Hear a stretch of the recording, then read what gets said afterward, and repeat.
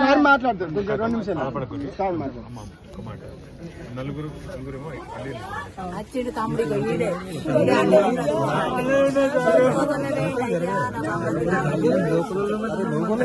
Family వాళ్ళు చూస్తారు అక్కల కోరుకొచ్చిన బాగలేకపోతే అయ్యా అయ్యా అడకాల మీద పడ్డా అయ్యా అయ్యా వచ్చిండు అయ్యా అయ్యా చేసుకొని నేను మదిగాలేను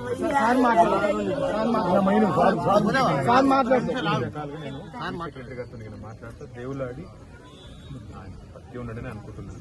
ఎప్పుడు ఎట్లా అనుకోరు బాడీ అది అనుకోరు సత్యం ఉండడని అనుకున్నాం.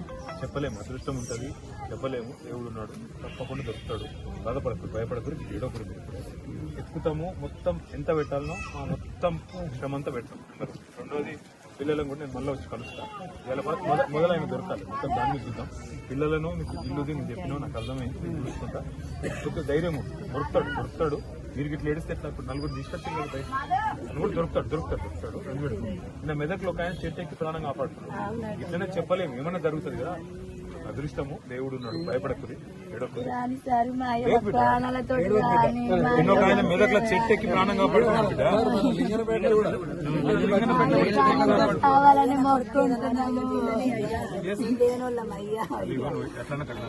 మొదలు ఆయన ప్రాణాలతో రాని, ఆయన ఎక్కువ మొదలు, తర్వాత నేను వస్తాను, మళ్ళీ కలుస్తాను. రంది పెట్టుకోండి. మిగతా వాళ్ళు హాస్పిటల్కి పోయినట్ట, నేను వాళ్ళ దగ్గర కూడా పోదాం అనుకున్నాను. ఎట్లా జ్వరం వచ్చిందా?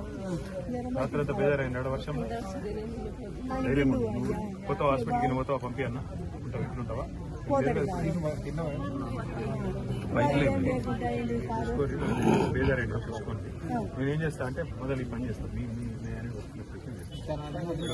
చేస్తా బిడ్డ, మాకు ఇంకేం పని చేస్తా బిడ్డ. ప్రాణాలతోటి నేను చెప్తున్నా కదా, నిన్న కూడా చెట్టు ఎక్కి ప్రాణాలు కాపాడుకున్న ఉన్నారు. అట్లా భయపడకూడదు, ఏమో అయిపోయిందని భయపడకూడదు.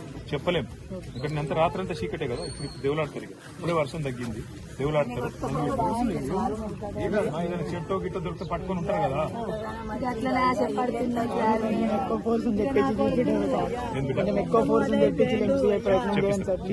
చెప్పిస్తా అమ్మా, టెన్షన్ పడకు. మన వాళ్ళు అందరూ ఉంటారు.